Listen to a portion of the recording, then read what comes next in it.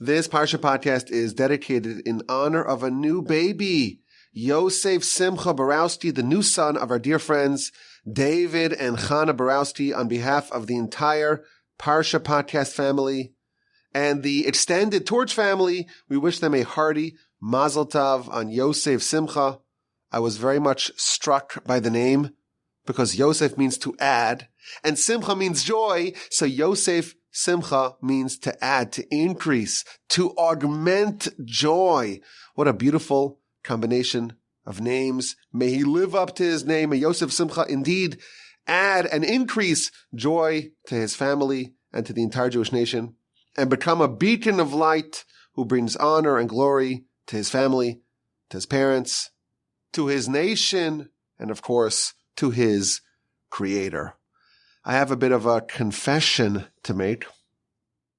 It's been 16 days since I last sat behind the glorious microphone at the Torch Center in Houston, Texas to record a podcast. It's the longest absence without recording in many years. And I thought I would come to this Parsha podcast and say, it was so painful. I had withdrawal symptoms. I don't know how I managed. I woke up sweaty and terrible nightmares. The confession is I kind of liked it. And I feel terrible and even a little guilty saying it. It's blasphemous, but it's true. I kind of liked it. And I thought maybe I just needed a little vacation, a breather, a short respite. And the calendar was just perfectly designed. There's a week with no Parsha. We managed to do a Parsha podcast earlier. So maybe I just needed it. And I did think about it as we're getting towards the end of the semester before Pesach. I felt like I was running out of words. Like the words are just depleted. I've exhausted all the words. I was finished. There's nothing left in the tank. And I really enjoyed the respite. Maybe it was just a well-needed break. Because I always thought, we're tough. We're Walbies. Vacations, that's for chumps. People who are too weak, who have low stamina, who are fickle. But we come to the Torch Center every day, every week. We're tough. We don't need a vacation. But my confession, I kind of liked it. I was a bit frightened about it. I was scared maybe I would want to do it again and imperil our sacrosanct streak. But I think we're in the clear. I think we replenished all the words. Pesach was delightful, was lovely. It went by so fast. It was really special. We had maybe the best Seder yet. The first Seder was amazing. The second Seder was from a different level. It was a different stratosphere. The second Seder, as a youth, Pesach was always interminable. No bagels and no pizza and no pretzels for 8 days. It's totally unmanageable. But I felt like I could have done another week. As Pesach was winding down, I'm like, is that it? Are we done? That went by too fast. It was a tease. It was wonderful, delightful, fantastic. Pesach is over. We're in the summer season. And we're back in the Torch Center. I may be a bit rusty because I haven't done this in a while. Let me know how I did. RabbiWalby@gmail.com. And one more thing before we start. Thank God it looks like we got our mail back in order. I want to thank our indefatigable administrator, Anna, for your repeated trips to the post office. It looks like it's all sorted out. Send us your mail. Resume to the new Torch Center address. Send in the mail anything, almost anything. I don't want any white powder of any sort sent over here. But 9002 Chimney Rock Road, Suite G. Maybe that's why the letter carriers had such a hard time with it. 9002 is Chimney Rock Road, Suite G, Houston, Texas, 77096. It's Parshas Shemini. And our Parsha is neatly divided with two distinct sections. It begins on the 8th day, the day of the completion of the inauguration of the Tabernacle, where Moshe is going to hand over the reins to Aaron. It's day 8, Yom HaShemini, the 8th day. The inauguration of the Tabernacle has been completed. And Aaron brings all the sacrifices, and the fire descends from heaven, and it consumes the sacrifice, and the nation erupts with delight, with awe, with trepidation. The presence of God is truly in the tabernacle. The nation reaches a peak, an apogee, an apotheosis, a level of ecstasy that is shattered, that is marred, that is dampened by one of the greatest tragedies of our history. On the very same day where the presence of God descended into the tabernacle, the two crown princes, the two crown jewels of the people, the heir apparents of Moshe and Aaron, two young princes who Moshe testified were greater on some level than he and Aaron, Aaron's two sons, Nadav and Avihu. They bring an unauthorized sacrifice, and a second fire descends and consumes them, and they die on this very same day. The day began with really no priests.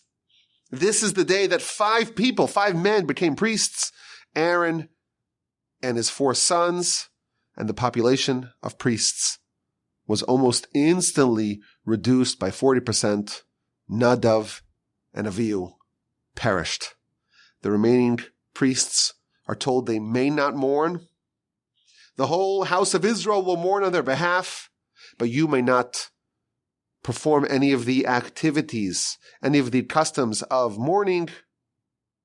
God speaks with Aaron and tells him the commandment, the prohibition against drinking wine and doing service in the temple. There's a bit of a brouhaha regarding what to do with these sacrifices. There's lots of sacrifices on this day, and there's a bit of a disagreement between Moshe and Aaron regarding the eligibility of mourners to eat from one of the sacrifices of the day. Aaron does something, Moshe questions it, Aaron presents his logic, and Moshe accepts it. That's part 1 of the Parsha, the wrap-up of the tabernacle, the handover of the reins to Aaron, the day's sacrifices that ended in tragedy. And part 2 is the laws of kosher and non-kosher, kosher animals, kosher birds, kosher fish, grasshoppers, rodents, purity, impurity. That wraps up the Parsha. And I want to focus on the beginning of the Parsha. It's Parshas Shemini, which means the 8th. 8th what? First verse of our Parsha. It's on the 8th day. And Moshe summoned Aaron and his sons and the elders and tells them the instructions of all the different sacrifices. It's the 8th day.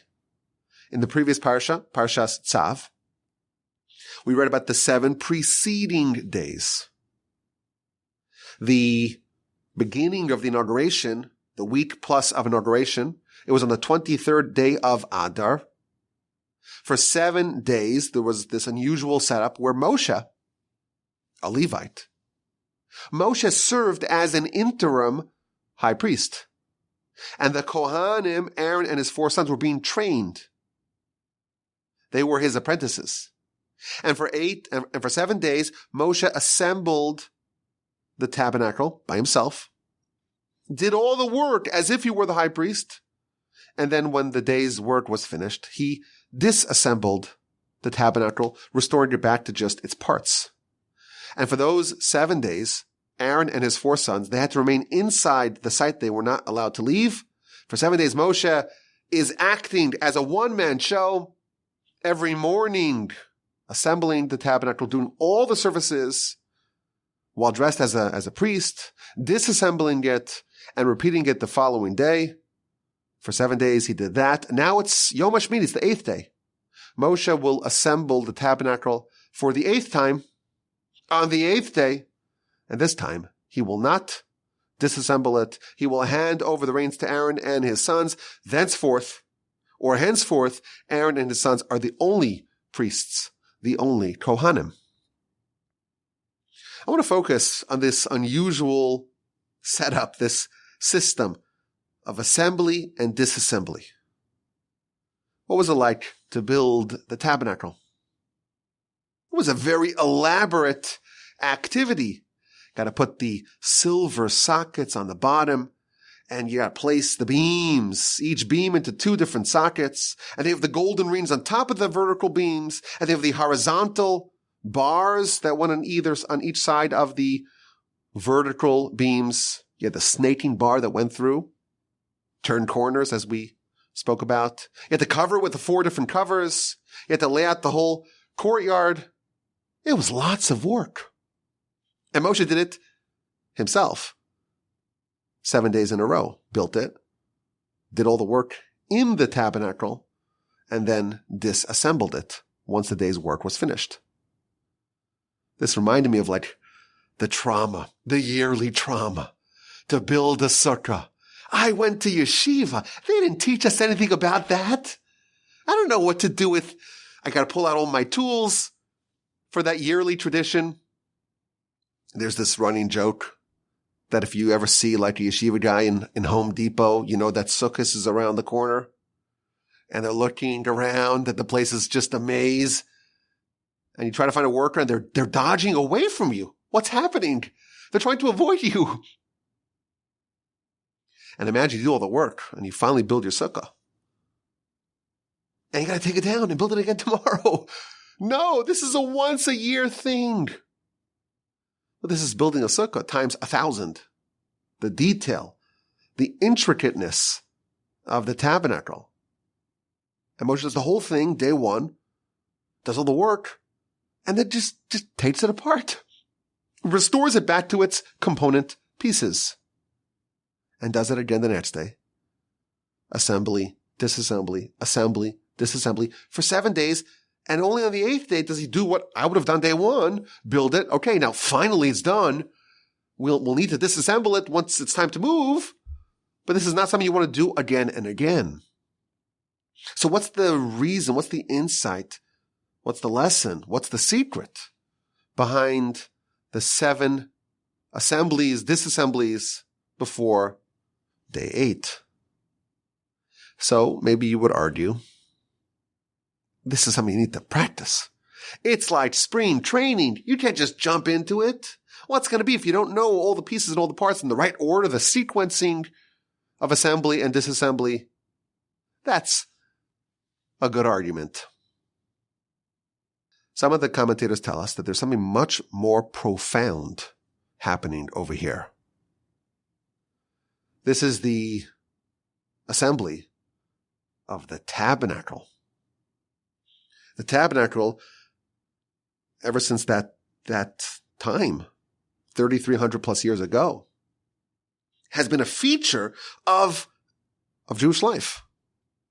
The tabernacle accompanied the nation 40 years in the wilderness, and they got to Israel, and they took the tabernacle to Israel, and they installed it in Gilgal and Shiloh, Nov, Givon, and then, of course, Solomon built the first temple, which is like a permanent tabernacle. It was destroyed 400 plus years later. Ezra built the second temple. It was destroyed 400 some odd years later. And ever since then, we've been hoping and pining and praying and yearning for the third temple. You look at our prayers, daily prayers, many of them, maybe even a majority of the prayers, have some connection with the temple. In fact, the 3 daily prayers correspond to the 3 main components of the daily pattern, the daily sacrifices and offerings in the temple, in the tabernacle. So this is a very big part of our life. And if you were to analyze the history of the sanctuary, both the tabernacle, the Mishkan, and the temple, and you were to count how many different versions of this we've had, you'll come up with a very specific number. In the wilderness, there was a tabernacle. In Gilgal, there was a tabernacle. That's 2. Shiloh, 3. Nov, 4. Givon, 5. First temple, 6. Second temple, 7. Now we don't have a temple as of this recording.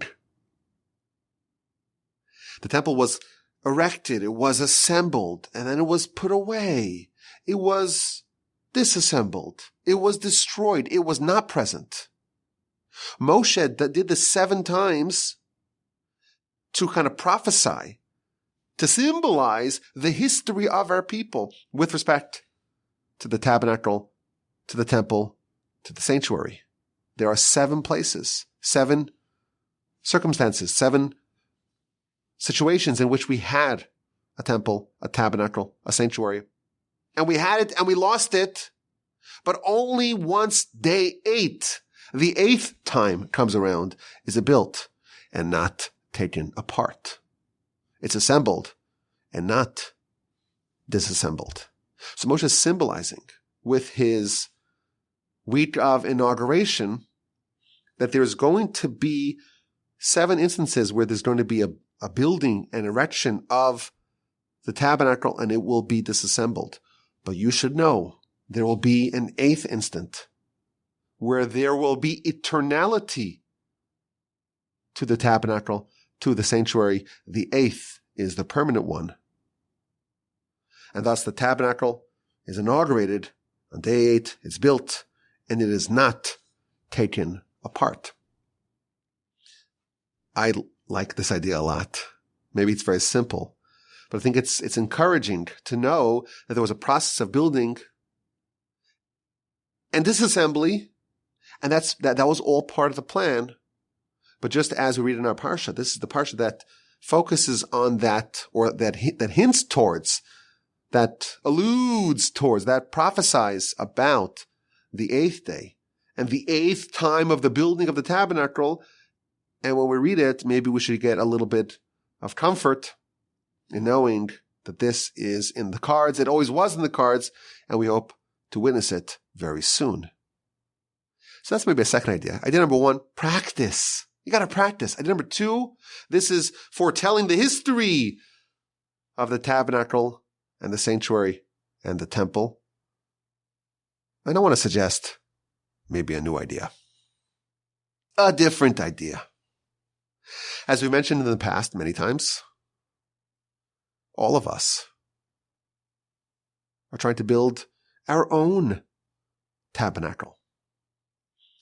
At the very beginning of the instruction of the tabernacle, God tells Moshe, "V'asuli mikdash, build for me, they will build for me a sanctuary, and I will dwell in them," not in it, in them. We don't have a temple, a tabernacle. It may be unwise to try to take aggressive, active steps to build it. Maybe we should. I don't know. That's a big debate. But certainly, all of us have the capacity to create within ourselves an area, a domicile, a place, a little corner within which God, so to speak, can dwell.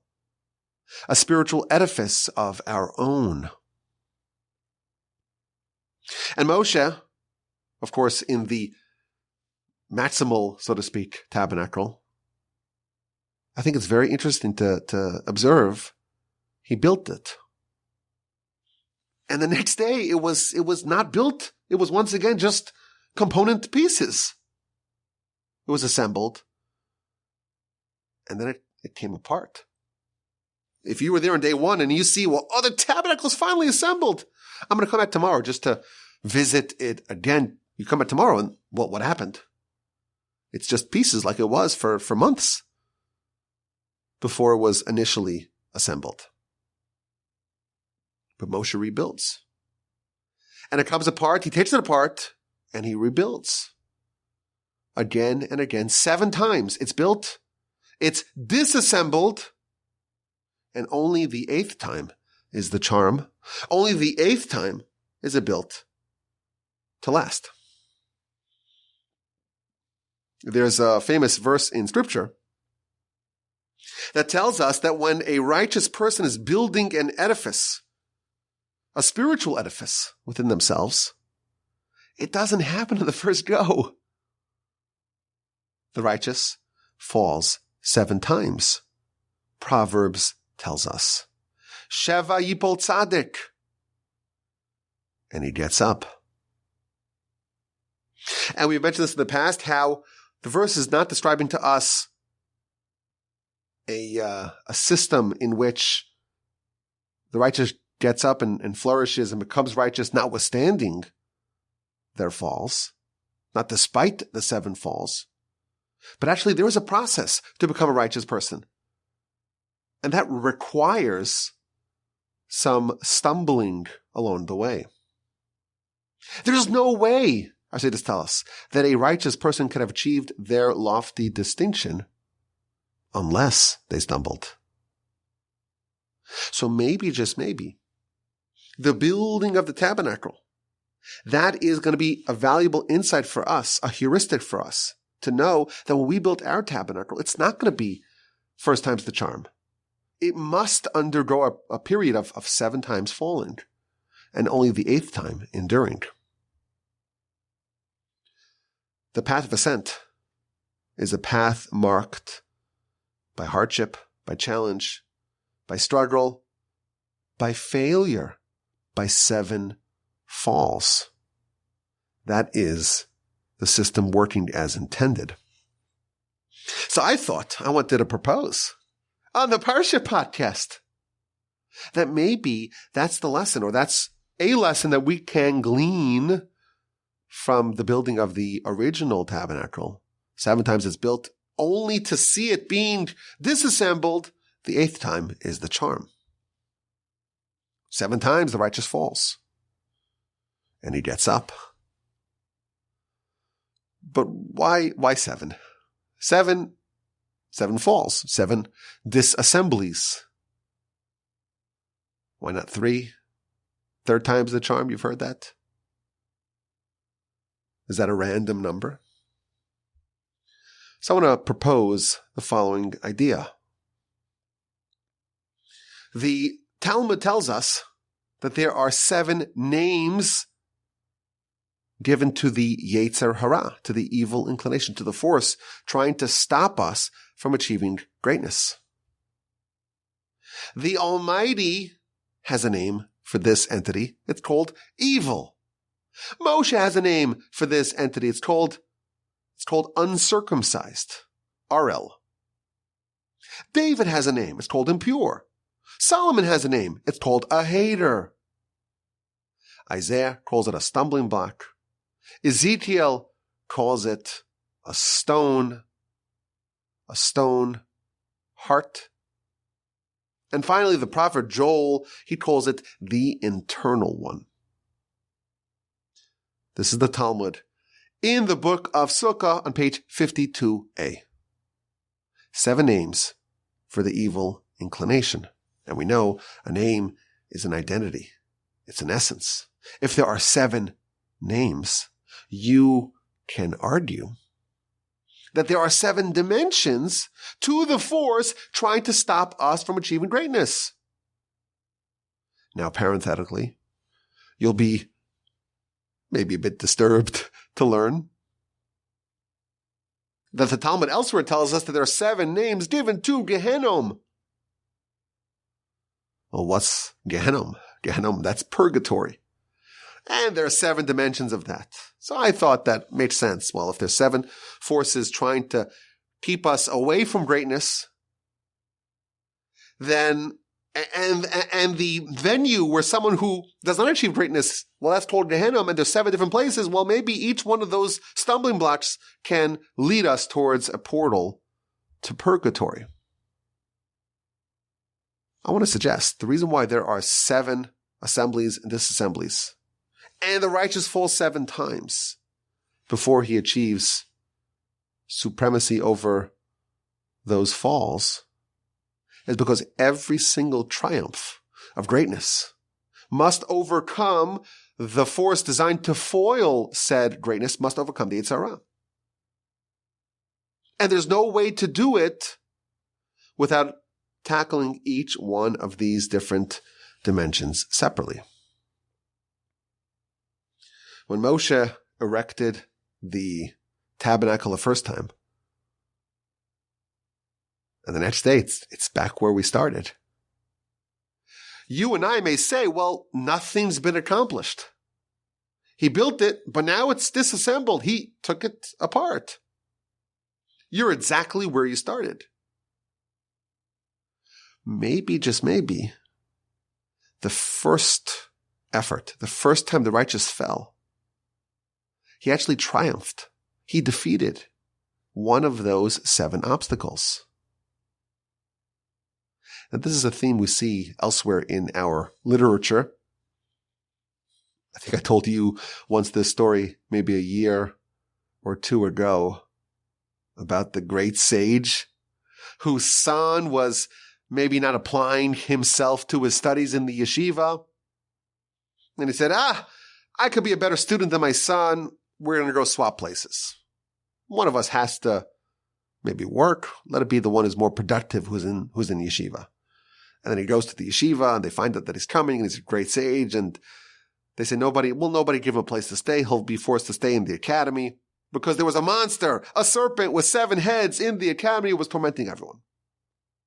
And they forced this great visiting rabbi, great sage, to go have a nocturnal encounter with this 7-headed serpent. And he gets there, he tries to find a place to stay. No one wants to host him, so he has to go to the Beis Medrash, to the academy, open 24/7. He gets there, and he's the only one there, and he's attacked by the 7-headed beast. And he starts to pray, and every time he prays and he bows, one of the head gets lopped off. And in the morning, there's a whole discussion, shall we say, about the appropriateness of them denying housing to him, to force him to have this showdown with this 7-headed monster. But this is, the commentaries already connected. There's a force. It's compared to a serpent. It has 7 heads, has 7 dimensions, has 7 names. When Jacob reunites with his brother, remember that story, Jacob, Esau, that's a long time ago. That's in Genesis. So there were twins, Jacob and his brother Esau, and they didn't exactly get along. And Esau wants to kill him, and he has to run away and comes back 20-something years later. And when they reunite, this is in chapter 33:3, so 3:3 of Genesis, Jacob bows 7 times before approaching Esau. And the commentaries will tell us, you want to defeat Esau, you want to destroy the serpent who is impeding your path of ascent. There are 7 different dimensions. You got to lop off all 7 heads of this monster if you want to be able to succeed. And when Jacob was bowing, it wasn't like he was just showing deference. It was a method of overcoming, of submission to God, to eliminate one of the elements of the foreign God, to neutralize Esau element by element, serpent head by serpent head. What does it take to build a permanent tabernacle? You have to triumph in 7 different dimensions. You must overpower 7 different elements of Esau. You must wrestle and overcome these 7 names of the evil inclination. Names of different obstacles impeding your progress. So you build a tabernacle. And Moshe is showing us all that work. That gorgeous, glorious, impressive, magnificent tabernacle that you worked so hard to build. It will come down. And it will happen again and again. And most people will get so disenchanted and so dispirited by watching all their hard work come apart. They just won't have the heart to rebuild. It was so much effort to do it the first time. They're just exhausted. So maybe they'll do it again, twice, 3 times. What does it take to be a tzaddik? To have an eternal, permanent tabernacle? You have to fall down 7 times. You have to build a tabernacle, take it apart 7 times, and get up. Because once the 8th time comes around, that's when you can have a permanent edifice. Moshe is simulating for us, what does it take? You want to build a tabernacle within yourself like God is telling us to do? I'll just assemble all the ingredients, the gold and the silver and the copper and all the wools and all the things needed. And I'll hire all the artisans and I'll put together all the components and I'll build it all. You have to be ready to build and do it again and again, because you're building something which will arouse 7 different oppositions. And while you may not notice a tangible difference between the first time and the 3rd time and the 5th time that you tried to do it, and just imagine how disappointing it would look like to a person. You got to take it all apart. After all that work, on day 2, on day 3, and day 4, all that for naught. And the net result, after day 5, it's just been 5 days of this. And all I have is just this pile of parts. Back to square one. The change is not visible to the naked eye, but behind the scenes, you are lopping off the head of the serpent one by one. He who must not be named. This is a joke for my kids, or like a little. I always try to get them to listen. They're not going to listen to the podcast. I'll tell them I spoke about you on the podcast. I made a little reference to your favorite book. They're not going to listen. I'll say it anyhow. Well, he who must not be named must be killed 7 times. Okay, that was the idea. Let's get to this week's dilemma. The dilemma. What to do when your plans go off track, when there are unexpected setbacks that stymie your progress, when things don't go as planned. How do you react? Who do you blame? Moshe appoints Aaron. Approach the altar. Process the sacrifices. You will be the implement to bring about the presence of God. You're going to be the Kohen, the high priest. You're going to do all the work to bring the Shekhinah, to bring the presence of God down to the tabernacle.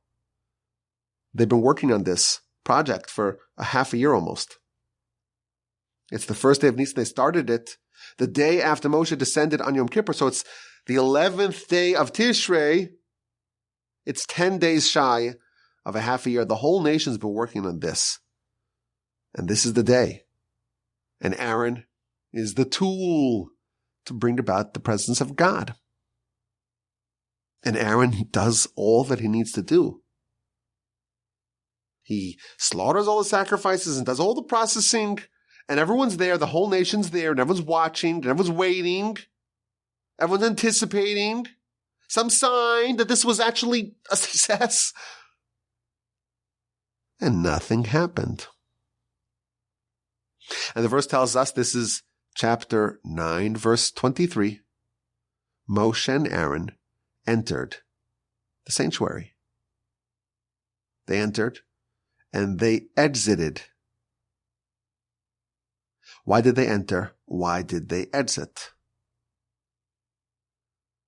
So Rashi offers 2 interpretations. The second interpretation is that Aaron did all the work, everything. He processed all the sacrifices. He did all the actions to a T. And there was no sign from God. There was no Shekhinah, the presence of God did not descend. And Aaron was dejected. Remember, the whole nation's watching. And these are some tough critics. They've seen a lot. They've seen Sinai. They've seen the 10 plagues. This is a hard A tough crowd, as they say. The comedians say it's a tough crowd. You really have to wow them. Stiff-necked people. And Aaron's supposed to do it, and everyone's watching, and nothing happens. And Aaron tells Moshe, I know what happened over here. I know that God is angry at me.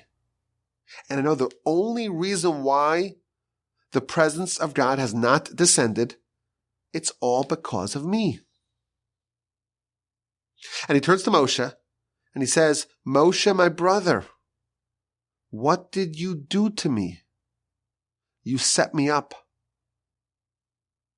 You told me to do this, and now I'm embarrassed because everything's supposed to happen now, and I'm supposed to do it, and nothing happened. So they entered. Moshe entered. Aaron entered. They entered to pray. And once they prayed, the presence of God descended.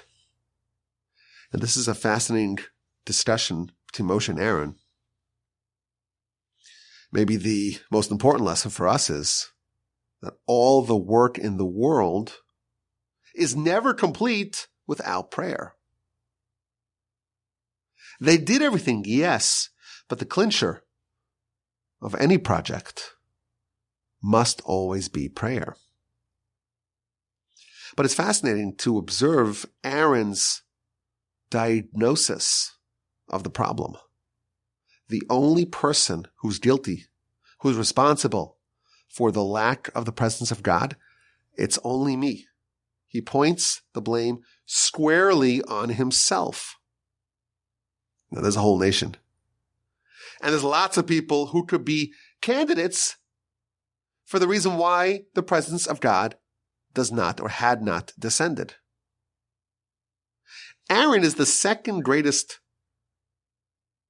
of the Jews. This is Aaron, the priest, the high priest.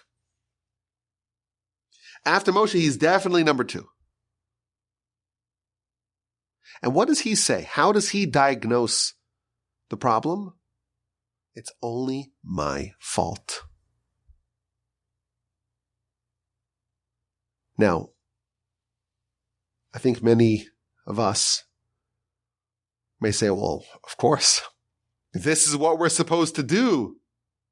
We're supposed to look inwardly and blame ourselves when things don't go exactly as expected. But I think that even though maybe we say that, it's very hard to actually do it. Because our tendency is always to say, I'm pretty good. Not perfect, but I'm pretty good. There's got to be someone else amongst the 600,000 people. Maybe they have something to say as to why the presence of God does not descend. And I want to maybe broaden this idea by looking at the end of the Parsha. Animals. Some are kosher. Some are not kosher. To be kosher, an animal must have 2 signs. It must have split hooves, and it must re-chew its cud. Now, most animals have neither. Some animals have both, and there's a list of 4 animals, we're told, that have one, but not the other. And those are the most interesting animals in this list. If you read about for example, the pig. The pig actually does have split hooves. It doesn't chew its cud, and that's why it's not kosher. But this is the only animal the Torah tells us that has that combination. It does have split hooves, does not chew its cud. And what's fascinating is if you look at the verse, this is in chapter 11, verse 7. So it's like the opposite of 7:11. 7:11 is always a favorite of ours. This is the opposite, 11:7. When the Torah tells us why the pig is not kosher, it says, because what would I say? I would say a pig's not kosher because even though it has the split hooves, it doesn't chew its cud. So the reason why it's not kosher is because it doesn't chew its cud. The verse says the opposite. It's not kosher because it has split hooves. It has split hooves and does not chew its cud. So you look at the verse, it seems like it's designed, and the other three animals that have the other orientation, the way the verse is designed, it seems to miss the point. It seems to bury the lead. The pig, well, it has split hooves. It doesn't chew its cud. So the reason why it's not kosher is it doesn't chew its cud. That's not what the verse says. It's not kosher because it does have split hooves. And it doesn't chew its cud. It's one of those textual observations that the commentaries note.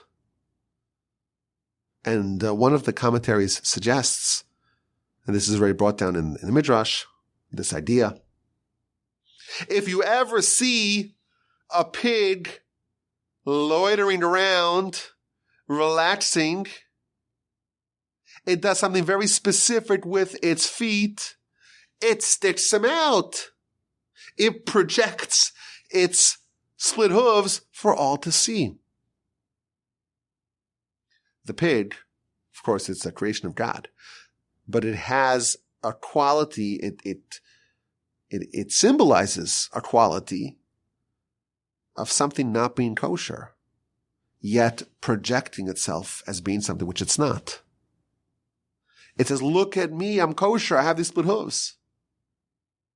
And thus, the fact that it has split hooves is a reason for it to not be kosher, because that is a sign of not kosher. It's a sign of its impurity, because it is falsely portraying itself as being kosher when it is not. Now, similarly, the commentaries tell us that the camel, when it is relaxing, it takes its two unhooved front feet and it folds it under its body and sticks its long neck out to give the opposite impression. Look at me, I chew my cud. I'm kosher. And its missing signs, so to speak, are hidden under it. So we learn about these animals and this type of behavior that seems to falsely portray righteousness. And I was thinking that this is almost like the opposite of Aaron. Aaron was holy. He was certainly of the holiest of the nation. The only person that we could say is greater than Aaron is Moshe. But even our sages tell us that Moshe and Aaron were like 1 and 1A. They're always together. It says Aaron and Moshe, Moshe and Aaron, because they're the same. They're shkulim, they're equal. So Aaron's like the absolute greatest, and he says, no, I'm the guilty party. He is holy, he is worthy, but he projects himself as being unworthy. Here we have the pig. The pig is unholy, it's unworthy, it's unkosher, it's impure, and it does the opposite. It says, look at me, I'm kosher, I'm righteous, I'm worthy. Now, it's interesting. The Torah talks about 4 animals that have one sign but not the other. And there's a bit of a debate as to the identity of some of these animals. It starts off with the camel, the gumel, and then there's the shafan, arneves, and finally the chazir, which is the pig. And the Midrash tells us, very interesting. These 4 hybrids, meaning animals that have one sign not the other, they correspond to the 4 exiles. As we know, it's one of the major themes of Jewish history. There are 4 exiles. And the Gamal, the camel, corresponds to the Babylonian exile, and the Shafan is to the Media and Persian Media. And the Arneves, which is the 3rd animal, that's Yavan, that's Greece. And the current exile, the nearly 2,000-year-old exile, that corresponds to the pig. So we have 3 animals that chew their cud, but don't have split hoofs. And they correspond to the first 3 exiles. And then we have the fourth animal, the fourth hybrid animal, the one that has one but not the other. And that corresponds to the current exile, the much longer exile. And that's the pig. And the pig is the only animal that has the orientation where the flaws is internal. I know this is probably a lot of moving parts here, but if you lost me again, I said I'm rusty. I haven't recorded a podcast in a couple of weeks. So I'm maybe losing my touch. But what you need to know just for this point is that the Talmud tells us, the Midrash tells us, that the pig corresponds to the current exile that we're in. This exile is symbolized by the pig. It has split hooves, but it doesn't chew its cud. And the Gaon of Vilna observes the first three, they did chew their cud, but did not have split hooves. Their flaw, their non-kosher feature was external. If you want to fix it, you know exactly what you need to do. The flaw is something which is visible. The fourth animal, the fourth exile, it has split hooves. The flaw is internal. It's much harder for us to see, to perceive, and to address. And that's why the fourth exile is so much longer and more difficult to undo, to fix, to rectify. Now, to me, I wanted to zoom out a little bit. If, as we are suggesting, Aaron, even though he's righteous, he's holy, he's worthy, he's pure, he says, I'm not worthy, I'm the least worthy here, I'm the cause why the presence of God is not descending. I'm the only one, no one else is guilty. I am. Notwithstanding his lofty and elevated state, he pointed an accusatory finger on himself. And this is the opposite of the pig, and our exile is the exile symbolized by the pig. Maybe there is some truth to the idea. This is a hard concept for us to live by. Aaron says, I'm pure. Aaron is pure. And he says, he points a finger at himself.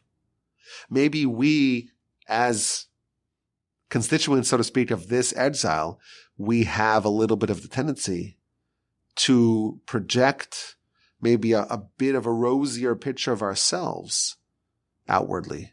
And maybe some of our flaws is really internal. We're wired, perhaps, to find merit in ourselves. And any flaws we attribute to others. And our own personal flaws we may be ignorant of. I had an idea, or like an observation, an insight. You've heard about this. Someone needs a new valve in their heart. There's like the artificial valve or the pig valve. Really? That's the only animal? The only animal that has a valve that we can use. Isn't that interesting? I heard that there was a kidney transplant from a pig. Why is it? The one animal that we're told, the only animal in the world, the only animal, the Torah tells us this, the Torah states the claim that this is the only animal that has this orientation, split hooves but does not chew its cud. And this is the animal that symbolizes, so to speak, our exile. It's almost the epitome, the great representation of Esav, of being impure. This is the one that really synchronizes with us nicely. You need a valve. You need this part. Which part should we pull out of the pig for you that you need? Which extra parts, spare parts do you need? I think it's not a coincidence that the animal that's most compatible, so to speak, with us is the pig in our world, in our exile. There is a certain seamless integration with us and the pig. And we have to learn to be more like Aaron. To not project ourselves falsely as being righteous, maybe even when we are righteous, but to point an accusatory finger at ourselves. It's not natural for us. We're much closer to the pig than we are to Aaron. Well, I'm not going to accuse you, but I think that's the tendency that we see. How to win friends and influence people. You've read the book. I read it when I was a teenager. I don't know if I won any friends or influenced any people. Some of the ideas that he says there, I think he starts off the book. I have not read this in 20 years, probably. But I remember he starts off the book with this criminal who's shooting up the cops, but he's writing this letter. Okay, you can look it up. I probably should have looked it up before I started speaking about it publicly. But he's writing this letter accusing everyone of being guilty, and he himself is just flawless. We do have a bit of a tendency to project ourselves as being holier than we are. And Aaron, he does the opposite. So to answer our dilemma, what's the Torah way? What's the more elevated way to deal with failure, with bumps in the road, with unexpected developments? When things don't go as planned for Aaron, when the fire does not descend from heaven, when the presence of God does not rest immediately, he says, it's all my fault. I appreciate your attention. Joining us in this first Parsha podcast since the festival of Pesach. I'm looking forward, please God, to getting back into it. I know we started off, I said I was rusty, and I had this confession I have to make that maybe I enjoy my vacation. I had a blast here. I had a blast. I'm so glad to be back in the Torah Center and to be back on schedule with the Parsha podcast. Tuesday evenings, please God, throughout the summer at 8 p.m. Central on torchzoom.com. Have a wonderful day. Oh, have a fantastic rest of your week. A sensational, terrific, uplifting, and meaningful Shabbos Aprami. And please God, we'll have a whole summer of Parsha podcasts. And we'll gather together again next week, please God, for another Parsha podcast. And as always, my email address is rabbiwolbe@gmail.com.